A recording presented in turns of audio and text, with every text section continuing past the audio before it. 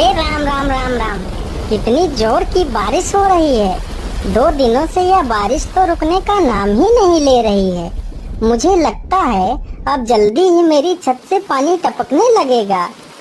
तभी उधर से एक शेर बारिश से परेशान होकर छिपने की जगह ढूंढते ढूंढते उसी किसान की झोपड़ी के पीछे बने तबेले में घुस जाता है, जिस तबेले में उस किसान के कुछ गधे बंधे हुए थे।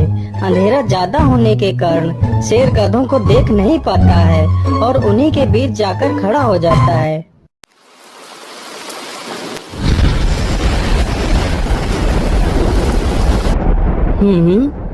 यहाँ से तो किसी मनुष्य की आवाज आ रही है। चलो चुपचाप बैठा रहता हूँ, जैसे ही यह आदमी मेरे करीब आएगा मैं इसे खा लूँगा। हाय हाय हाय, यह बारिश कब रुकेगी? ऊपर से यह टपका भी आ गया। अब मैं क्या करूँ? इस टपके से कैसे बचूं? इतना तो डर मुझे शेर और बाघ से भी नहीं लगता है जितना डर मुझे इस टपके से लगता है। अरे यह टपका कौन है? मुझे लगता है यह टपका तो मुझसे भी ज्यादा खतरनाक है।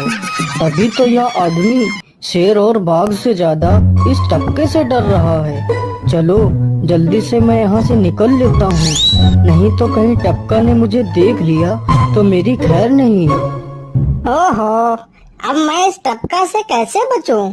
चलो जल्दी से मैं अपनी मौसी के घर चला जाता हूँ।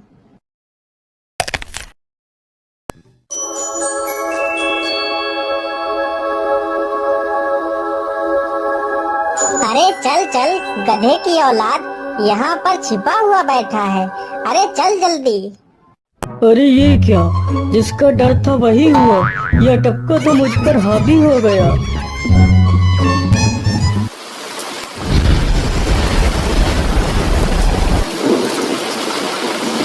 कैसे बचूं? कैसे बचूं? इस टपका से मैं कैसे बचूं? हे भगवान मेरी सहायता करो, मुझे इस टपका से बचाओ। मैं आज के बाद किसी प्राणी को नहीं मारूंगा। मैं मांसाहार छोड़ के शाकाहारी बन जाऊंगा। भगवान मेरी रक्षा करो। शेर को दौड़ते दौड़ते रात से सुबह हो जाती है।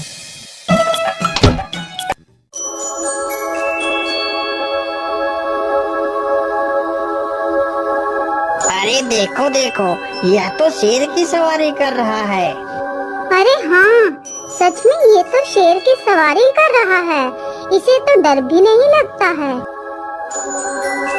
अरे उधर तो देखो जरा, यह आदमी कितना बहादुर है। यह आदमी शेर की सवारी कर रहा है। जिस शेर को देखकर हमारी धोती आगे से गीली और पीछे से पीली हो जाती है, यह तो उसकी सवारी कर रहा है। ये गांव के लोग भी ना पागल हो गए हैं जो इस गधे को शेर। अरे बाप रे, यह तो सच में एक शेर है। हे भगवान मेरी रक्षा करो, शेर तो मुझे खा ही जाएगा। राम राम राम राम राम, अब क्या होगा? इस शेर से कैसे बचूं? अरे यह तो एक बरगद का पेड़ है। यही अच्छा मौका है, जल्दी से इस बरगद की जड़ पकड़कर ऊपर चढ़ जाता हूँ।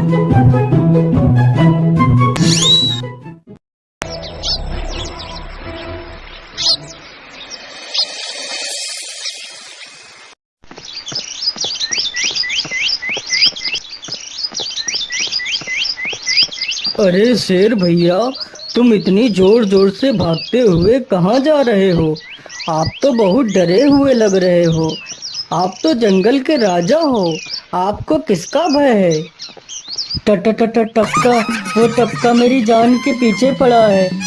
अरे शेर भैया, जरा मुझे बताओ वो टपका है कहाँ? अरे भालू भैया, वो टपका मेरी पीठ से उतरकर उस बरगद के पेड़ पर चढ़ गया है। उसने मुझे रात भर खूब दौड़ाया है। वो तो भगवान का शुक्र है कि मैं जिंदा बच गया। चलो शेर भैया, मुझे उस टपके के पास ले चलो, जरा मैं भी तो देखूं आखिर ये टपका है कौन। अरे नहीं भालू भाई, बड़ी मुश्किल से तो मेरी जान बची है। मैं अपनी जान फिर जोखिम में नहीं डालूंगा। तुम्हें जाना है तो जाओ। अच्छा अच्छा, ठीक है शेर भाई, तुम यहीं रुको। मैं अभी बरगद के पेड़ पर देख कर आता हूँ। आखिर ये टपका है कौन? जाओ जाओ बच्चों, जब वो टपका तुम्हारे ऊपर हावी होगा तो पता चलेगा। अरे कहाँ है यह टपका जिसने राजा जी की हवा टाइट कर दी? चलो इस पेड़ पर चढ़कर देखता हूँ। अरे बाप रे बाप, शेर क्या अकेला कम था, जो ये भालू भी आ गया। मुझे लगता है कि आज मेरी मौत निश्चित है। भालू पेड़ पर उल्टा होकर चढ़ने लगता है। तभी किसान और तेज से कांपने लगता है। कांपने की वजह से किसान के हाथ से छड़ी छूट जाती है और उल्टा होकर चढ़ रहे भालू के पिछवाड़े पर जा लगती है। भालू धड़ाम से जमीन पर गिरता है।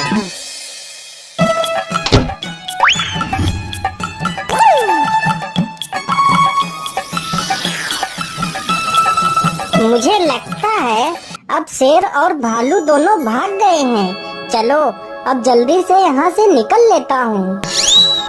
सारे राज्य में यह बात फैल गई कि हरिया किसान बहुत ही बहादुर है और वह शेर की सवारी कर लेता है। धीरे धीरे यह बात राजा तक पहुँच गई।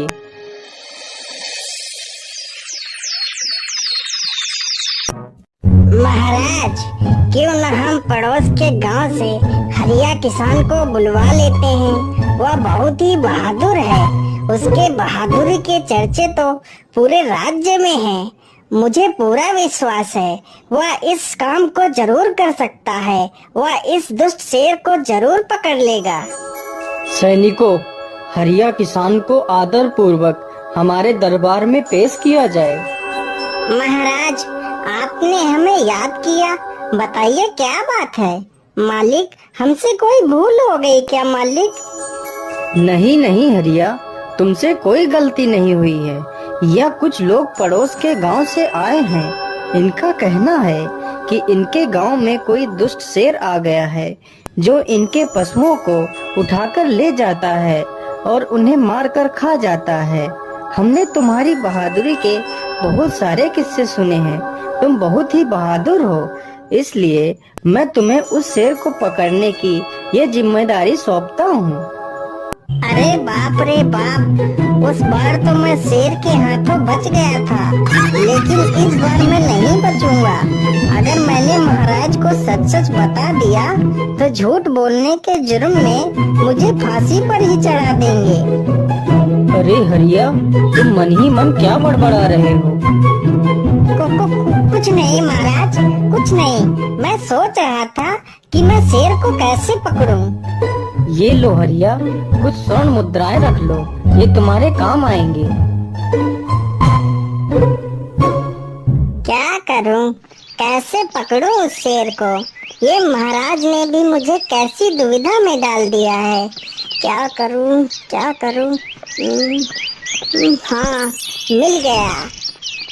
फिर हरिया बाजार से एक रस्सी और एक जाल तथा एक बकरी खरीद कर लाता है। चलो जल्दी से मैं यहाँ पर एक गड्ढा खोद देता हूँ।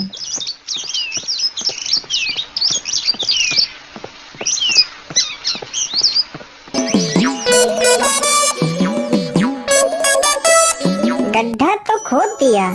चलो अब जल्दी से इस बकरी को रस्सी से बांध देता हूँ। हरिया ने बकरी को रस्सी से बांधकर गड्ढे में खड़ा कर दिया और जाल को लेकर पेड़ की डाल पर बैठ जाता है। थोड़ी ही देर बाद जब बकरी को भूख लगती है तो वह चिल्लाने लगती है।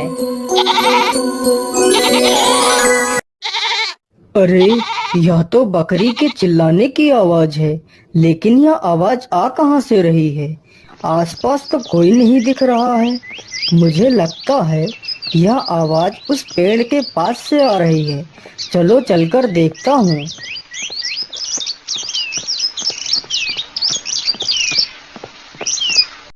अरे वाह, आज तो शिकार मेरे पास खुद चलकर आ गया।